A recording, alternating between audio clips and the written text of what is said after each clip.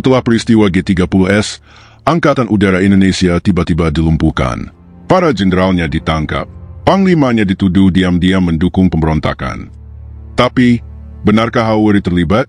Atau ini semua bagian dari operasi kekuasaan yang jauh lebih besar?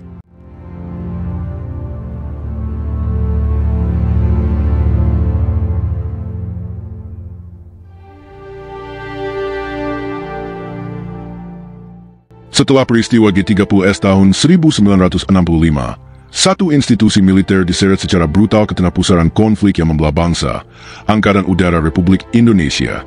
Dituduh terlibat, disingkirkan dari lingkar kekuasaan, dan dicap simpatisan pemberontakan. Tapi pertanyaannya sederhana, mengapa AU? Mengapa bukan Angkatan Laut yang juga punya faksi kiri? Dan yang lebih menggelitik, apakah benar AURI memang terlibat? Atau justru ada yang sengaja menargetkannya? AURI, pihak yang paling cepat dihabisi. Di antara tiga matra militer Indonesia, Angkatan Darat, Laut, dan Udara, AURI menjadi satu-satunya yang mengalami pembersihan besar-besaran dan paling awal setelah meletusnya peristiwa G30S. Hanya dalam hitungan hari setelah operasi penumpasan G30S dimulai, posisi Panglima AU Omar Dhani digoyang keras, dan tak lama kemudian ia dituduh terlibat, atau setidaknya membiarkan gerakan tersebut terjadi. Namun jika kita lihat secara struktural dan operasional, tuduhan ini sulit dipertanggungjawabkan. Tidak ada satupun instruksi resmi dari Komando AU yang menunjukkan keterlibatan mereka. Tidak ada pasukan AU yang diterjunkan secara resmi dalam mendukung gerakan G30S. Bahkan, unsur-unsur AU yang disebut-sebut berada di Halim Perdana Kusuma saat itu, sebagian besar tidak tahu menahu tentang apa yang sebenarnya terjadi. Kegiatan mereka di area tersebut lebih karena kedekatan lokasi atau keterkaitan logistik, bukan bagian dari perencanaan militer AU secara institusional.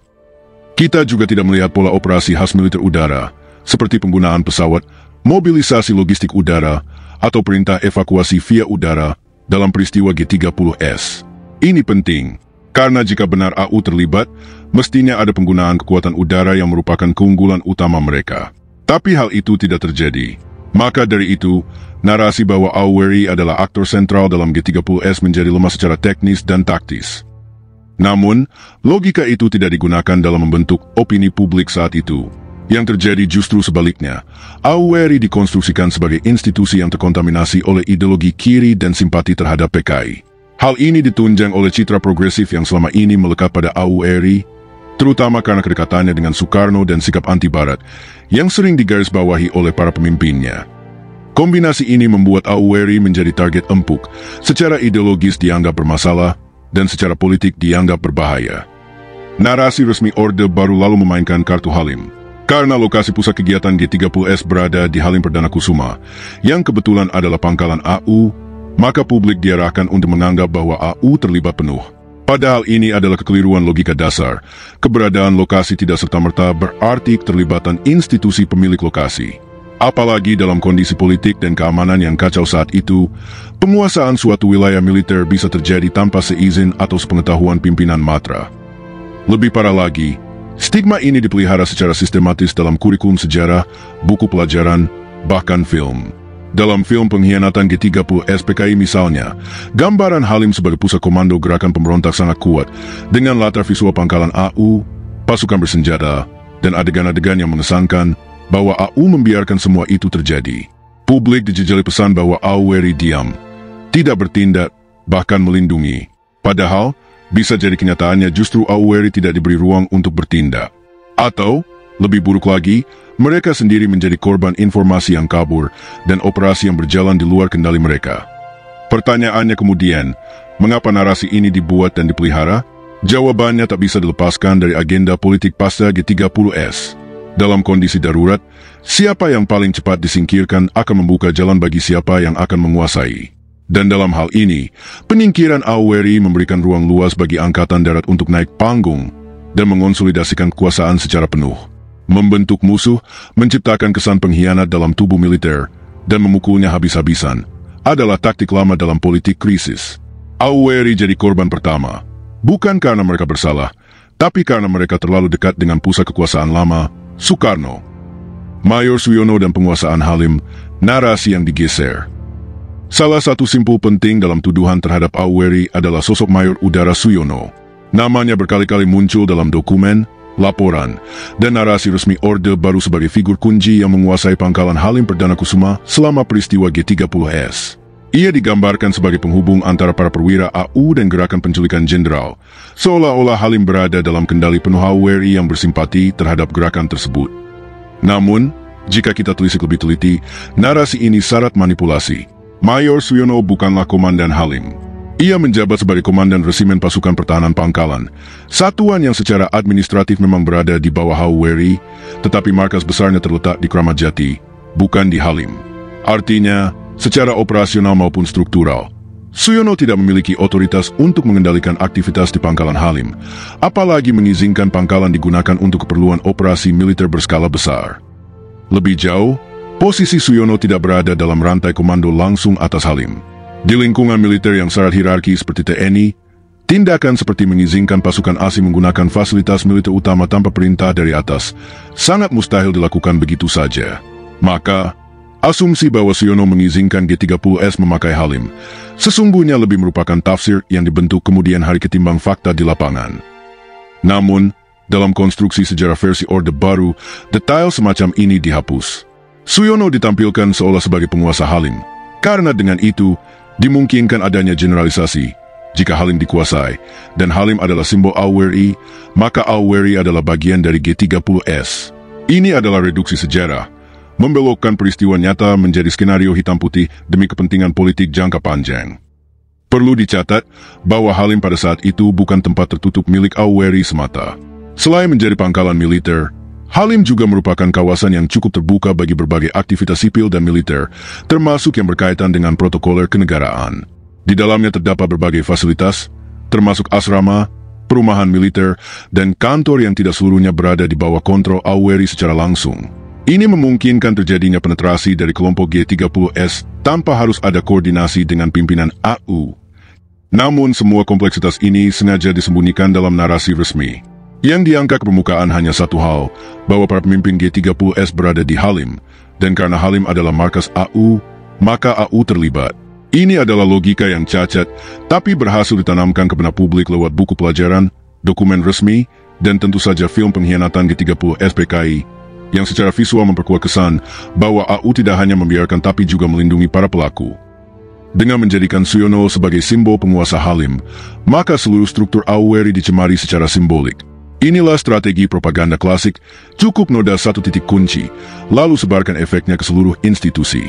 Halim menjadi simbol dosa, dan WRI diposisikan sebagai tubuh yang najis karena menampungnya. Padahal, yang digunakan hanyalah lokasinya, bukan organisasinya. Narasi ini bukan sekadar kekeliruan sejarah. Ia adalah rekayasa politis yang disengaja, dimaksudkan untuk mendelegitimasi WRI dan tokoh-tokohnya, serta memberi pembenaran moral dan politik bagi pembersihan besar-besaran yang kemudian dilakukan Angkatan Darat terhadap matra udara. Penghilangan konteks dan distorsi posisi Suyono adalah salah satu potong puzzle yang menjelaskan bagaimana sejarah Indonesia pasca tahun 1965 ditulis tidak semata berdasarkan fakta, tapi berdasarkan siapa yang memegang pena kekuasaan. Pembersihan sistematis terhadap pimpinan AU.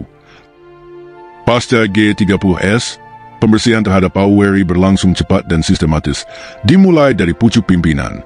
Panglima Angkatan Udara saat itu, Omar Dhani, menjadi target utama.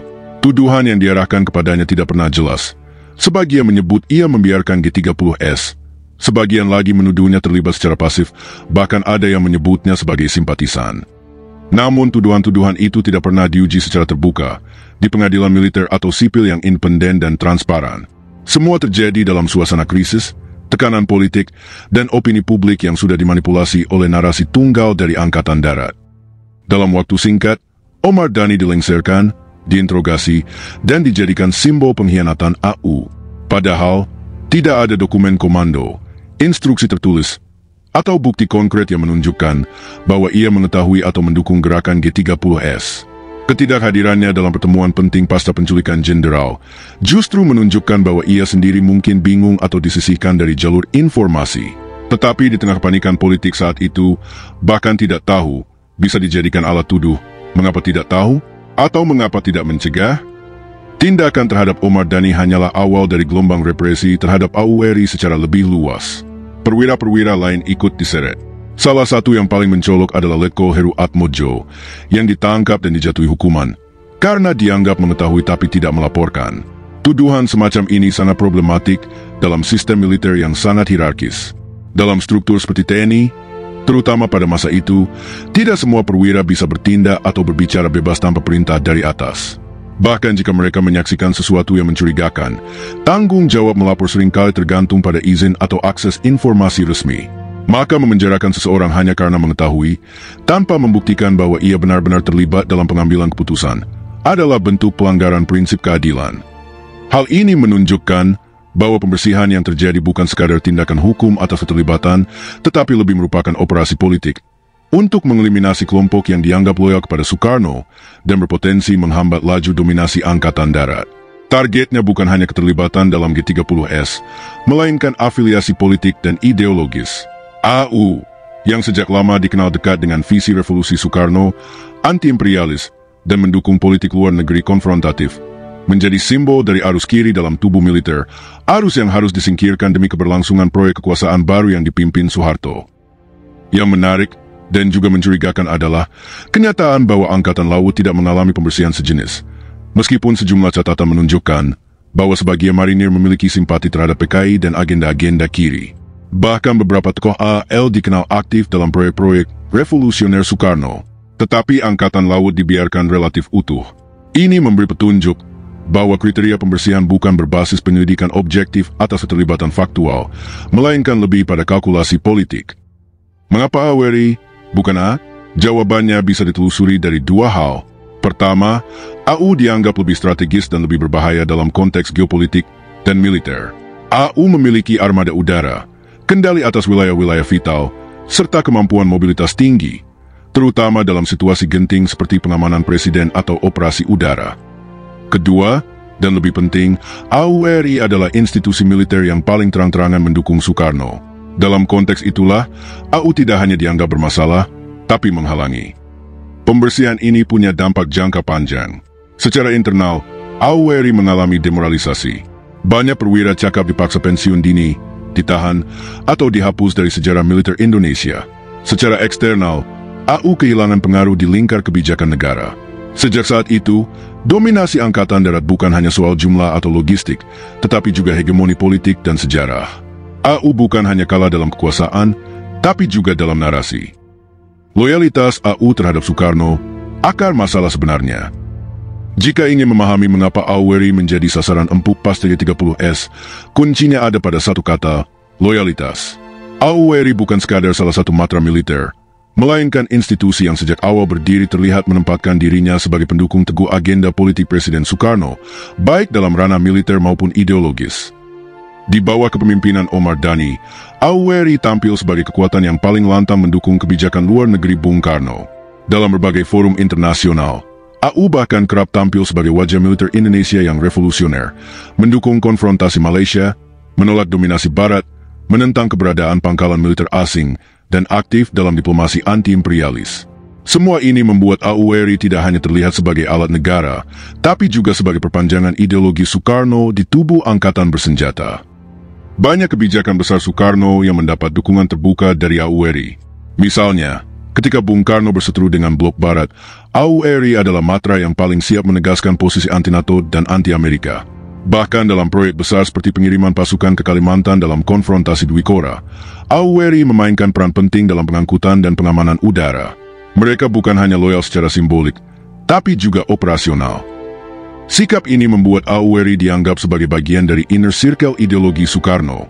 AWRI tidak netral, mereka tidak berdiri di tengah. Mereka ada di belakang Soekarno, bahkan ketika angin politik mulai berubah arah. Dan justru di situ letak masalahnya. Bagi faksi Angkatan Darat, terutama kelompok konservatif dan pragmatis yang melihat arah politik Indonesia semakin tidak stabil, posisi AWRI ini sangat berbahaya. Saat elit Angkatan Darat seperti Soeharto mulai memosisikan diri sebagai alternatif kekuasaan, keberadaan AWRI sebagai benteng terakhir Soekarno dalam militer adalah penghalang strategis yang harus disingkirkan. Lebih dari sekadar simbol, AWRI memiliki daya teknis dan infrastruktur yang menakutkan. Mereka punya pesawat tempur, pesawat angkut, radar, sistem komunikasi udara, serta akses ke ruang-ruang sensitif seperti Halim dan lanut-lanut utama lainnya. Dalam situasi darurat politik, AU memiliki kemampuan nyata untuk mengevakuasi Presiden Soekarno ke tempat yang aman, menggagalkan upaya kudeta melalui dominasi udara, mengganggu operasi darat lewat serangan strategis dari langit, mengontrol mobilitas pemimpin sipil dan militer yang sangat tergantung pada akses udara. Semua ini membuat keberadaan AU bukan hanya sebagai institusi militer, tapi sebagai simpul kekuasaan yang loyal pada Soekarno, menjadi ancaman yang terlalu besar untuk diabaikan oleh kelompok Soeharto. Maka, pembersihan AU bukan sekadar balas dendam atas dugaan keterlibatan dalam G30S, tapi bagian dari operasi besar meruntuhkan fondasi loyalis Soekarno di tubuh militer. Ini adalah politik kekuasaan dalam bentuk paling telanjang. Siapa yang tidak netral di masa transisi kekuasaan akan dilenyapkan bukan karena ia bersalah, tetapi karena ia berada di sisi yang salah dari sejarah yang sedang ditulis ulang. Dengan menyingkirkan AU, kelompok Angkatan Darat bukan hanya mengamankan dominasi institusional mereka, tetapi juga mengisolasi Bung Karno secara militer. Tanpa AU, Soekarno kehilangan akses udara, kehilangan perlindungan bersenjata dari matra yang setia, dan kehilangan daya runding dalam skema kekuasaan. Ia benar-benar dikelilingi oleh satu matra tunggal yang sudah tidak lagi melihatnya sebagai pemimpin sah Angkatan Darat. Inilah sebabnya AURI dihantam habis-habisan. Bukan karena mereka menggerakkan G30S, tapi karena mereka terlalu dekat dengan Soekarno saat semua orang lain mulai menjauh. G30S dan pengambil alihan kekuasaan oleh Angkatan Darat. Peristiwa G30S tidak hanya mengguncang stabilitas nasional, tapi juga menjadi pintu masuk utama bagi Angkatan Darat untuk mengambil alih kekuasaan negara secara sistematis. Setelah AURI dilumpuhkan, baik secara simbolik maupun struktural, panggung politik dan militer sepenuhnya dikuasai oleh Angkatan Darat. Ini bukan reaksi spontan terhadap krisis, melainkan pengambil alihan kekuasaan yang sangat terencana dan dijalankan secara bertahap namun tegas. Langkah pertama adalah penguasaan narasi. Angkatan Darat segera memonopoli tafsir atas peristiwa G30S. Dalam waktu singkat, versi mereka menjadi satu-satunya kebenaran yang boleh beredar di ruang publik. Media massa diberangus atau dikendalikan. Buku sejarah dirombak. Film seperti Pengkhianatan G30S TKI diproduksi dengan dukungan penuh negara dan ditayangkan wajib di sekolah-sekolah dan lingkungan militer.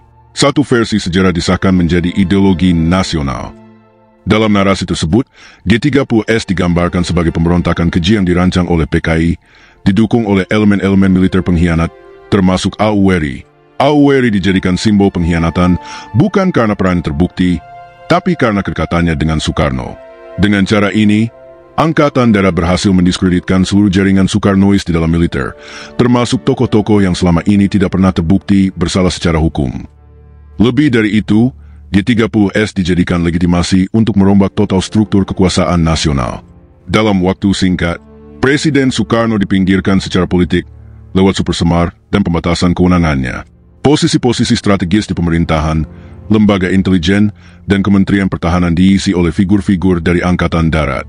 TNI, saat itu ABRI, direstrukturisasi dengan Angkatan Darat sebagai pusat gravitasi. AURI dan potensi matra lainnya dikerdilkan, baik secara anggaran, pengaruh politik, maupun akses kepada presiden. Kekuasaan sipil ikut dikerdilkan. Konsep duifungsi ABRI kemudian lahir sebagai dalih ideologis yang memungkinkan militer, terutama Angkatan Darat, tidak hanya memegang senjata, tapi juga kursi-kursi birokrasi. Militer tidak lagi sebatas penjaga negara, tetapi juga pengelola negara. Dari desa sampai kabinet, tangan-tangan Angkatan Darat hadir dan mengatur. Dan semua itu berakar dari tafsir tunggal atas G30S. Dalam konteks ini, AURI menjadi contoh sekaligus peringatan. Kesetiaan mereka kepada Soekarno, keberpihakan ideologisnya kepada agenda anti-imperialis, dan kecenderungan mereka untuk berdiri di luar arus konservatif Angkatan Darat, semuanya dibaca sebagai dosa politik. Dengan menumbangkan AURI, Angkatan Darat tidak hanya menyingkirkan satu rival, tapi juga mengirimkan pesan ke seluruh institusi, berpihak kepada kekuasaan yang salah bisa berujung kehancuran. Yang terjadi setelah itu bukan hanya konsolidasi militer, tapi juga penyeragaman ingatan nasional. G30S dikunci sebagai peristiwa hitam milik satu pihak, dan kemenangan Angkatan Darat dijadikan tonggak lahirnya Orde Baru, sebuah istilah yang sudah menunjukkan bahwa apa yang lama harus ditinggalkan, dilupakan, atau dihancurkan. Padahal, jika dibaca dengan kacamata yang lebih jernih, sangat mungkin bahwa AU bukan pelaku, tetapi korban dari skenario politik yang jauh lebih besar. Mereka dihukum bukan karena bersalah, tapi karena tidak berada dalam barisan yang menang. Dan seperti yang kerap terjadi dalam sejarah politik, kebenaran seringkali dikalahkan oleh siapa yang lebih cepat menguasai narasi. Inilah mengapa peristiwa G30S tidak bisa hanya dibaca sebagai pemberontakan, tapi juga sebagai momen perubahan rezim dan pemusatan kekuasaan yang sangat efektif, di mana sejarah, hukum, dan militer dijadikan alat legitimasi tunggal. Saatnya membaca ulang sejarah. Sudah saatnya sejarah G30S dibaca ulang dengan lebih jernih dan adil. Tuduhan terhadap Auweri tidak berdiri di atas fakta yang kokoh, tetapi lebih pada kepentingan politik untuk mengamankan dominasi satu pihak atas lainnya. Auweri mungkin tidak sempurna, tapi menjadikannya kambing hitam demi kepentingan kekuasaan adalah bentuk kezaliman sejarah. Membaca ulang kasus AU dalam G30S bukan soal membela masa lalu. Ini tentang mencari kebenaran, agar generasi ke depan tidak tumbuh dengan cerita yang dibuat-buat demi kekuasaan semata. Kalau menurutmu sejarah Auweri selama G30S perlu ditinjau ulang, tinggalkan komentar di bawah. Klik like, share ke temanmu, dan subscribe untuk bahasan sejarah yang berani dan mendalam.